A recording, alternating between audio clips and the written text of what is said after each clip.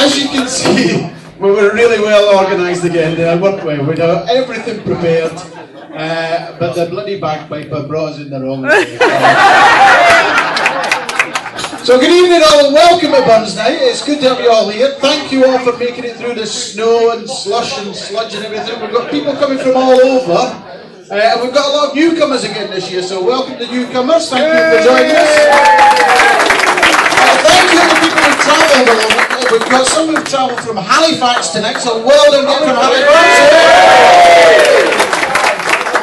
We've got a group who've made it from, I think they call them a quack of Addingers, do they call it? Is that what they call them from Addingers? But neither of those have travelled the furthest tonight. Oh, yeah, they thought they were in there for it. Andy and Jane have made it all the way from York tonight. But they haven't come the furthest either. Callum and Julie have come all the way from Scotland tonight.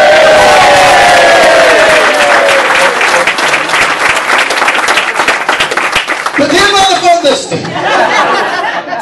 We've got Kim and Brendan on this table here who've come all the way from Australia.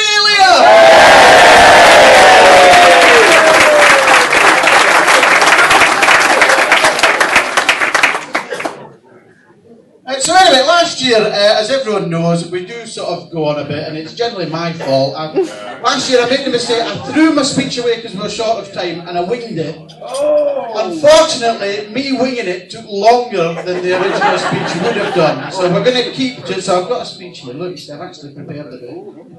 I haven't read it, and I'm not using it, but at least we made a few mistakes last year, so that's me admitting to a mistake.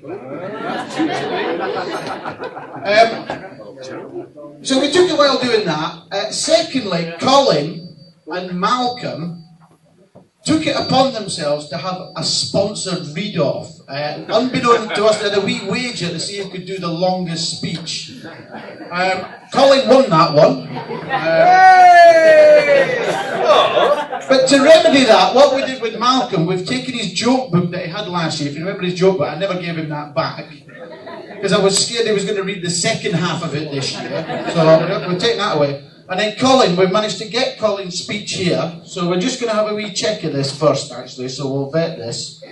So I'll have a look at that. What do you think of that? Just a minute. We'll sort this out between us here, just a minute. This is probably the best thing. Here, you can sort that out, actually, yeah? So that.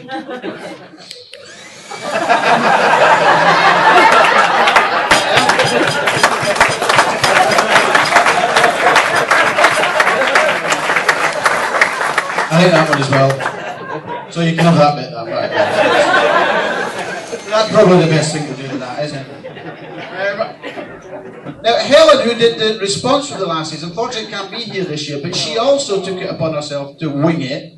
Threw her speech away, took it as an opportunity to just have a go at her long, loving, intolerant husband, and basically abused him, wagging her finger at him and just having a go at him. So, we've changed it this year. We're looking at doing it a bit more seriously this year. The frivolity, fun and slapstick, we're going to try and get rid of that and bring it back to a more serious sort of side. That's what we're doing. We're going to keep it to time speeches and a bit more information for you. So as the evening goes on, please enjoy yourself.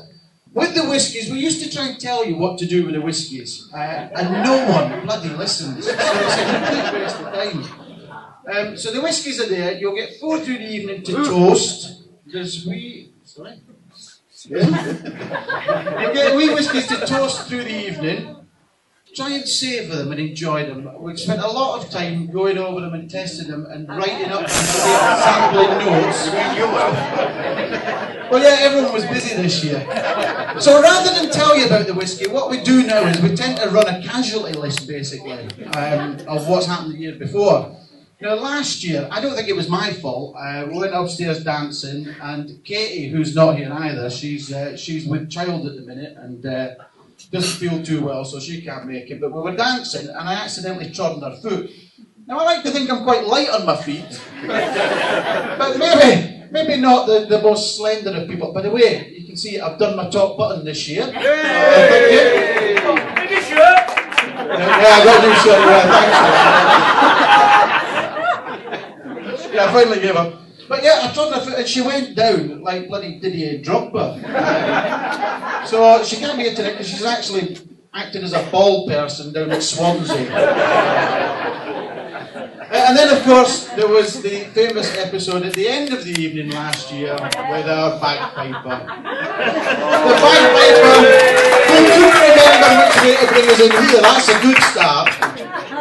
So he started as he ended last year, basically. Last year, he insisted on playing Auld Lang Syne at whatever time it was. He got up, staggered across the floor, and with the first pump into his bagpipes, the inertia threw him backwards and his legs went in the air. Much to the horror of all the blokes who turned away, and much to the disappointment of all the women who turned to look.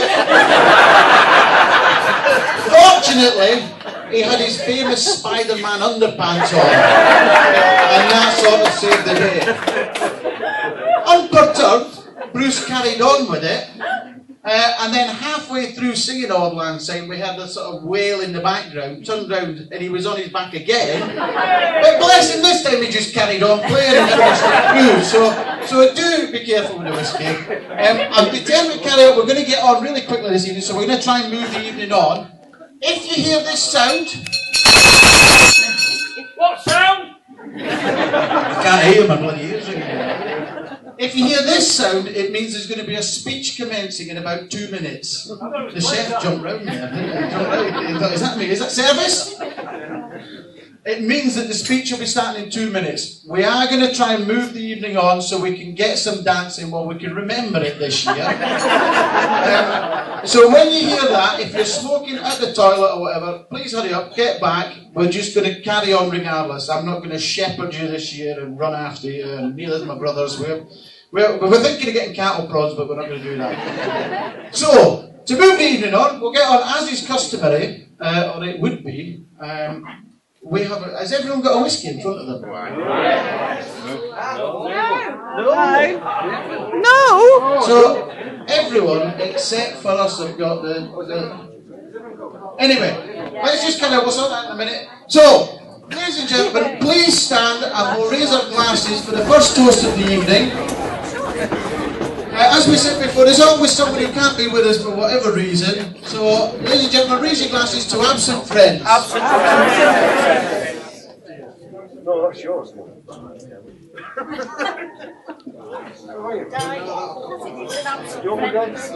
Right, please be seated. And I'm now going to hand over to Andy Sheard, who's going to do the grace for us. Thank you very much. Thank you. Sorry. How many Burns Night virgins have we got? Around the place you've never been before. It's all downhill for you.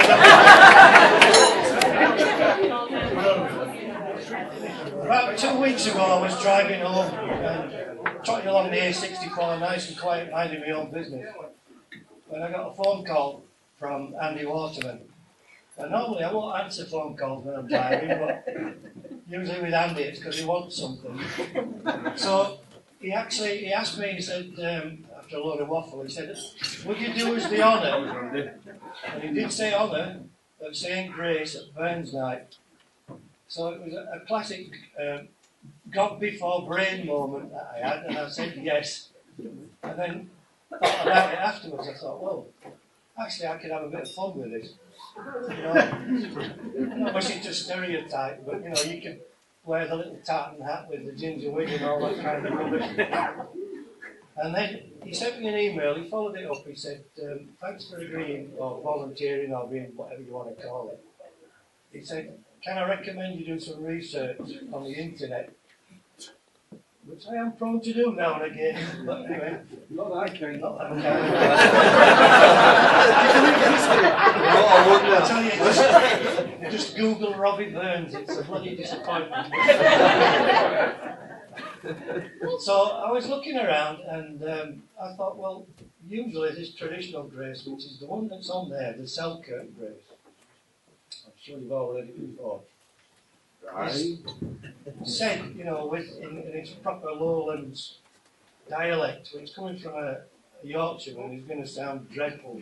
Oh God, he's going off script, Andy. Take the film. Take the film. So I was digging around, and it turns out actually that these people, well, people from over the border have been pulling their kilts over our eyes for a long time. Now, I don't particularly want to get anybody's kilt pulled over my eyes, especially this big baldy bugger. Robbie Burns didn't actually write the Selkirk Grace. It was written by somebody else quite a bit before. What?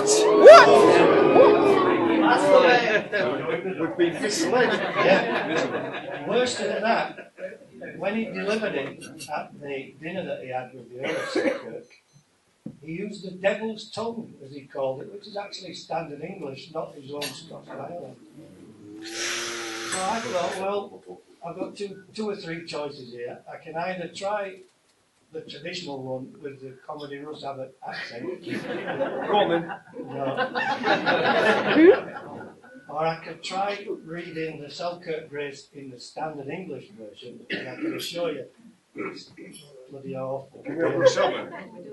So I went away and I thought, well, it's about time that we acknowledge that the Scots can educate the English now and again. Absolutely. No! I've decided to use a grace which Robert Burns did actually write, and he delivered it in standard English. So it's a little bit longer than the traditional some hay meat thing, you know. Put that joke back on. So if you'll just bear with me a minute, I'm going to attempt this with the aid of Mr. Luty's finest dental bridge work. And nothing else.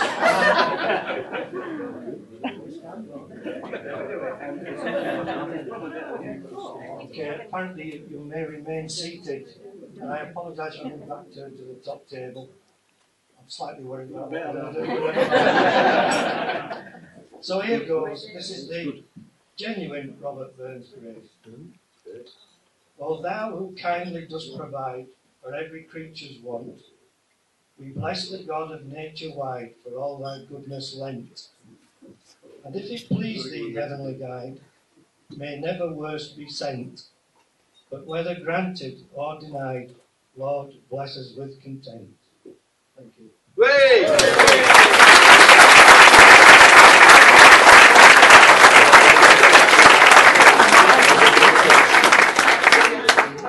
Right, well, we'll wait for them to bring the soup in. Bring the soup in. Yeah, we're all set.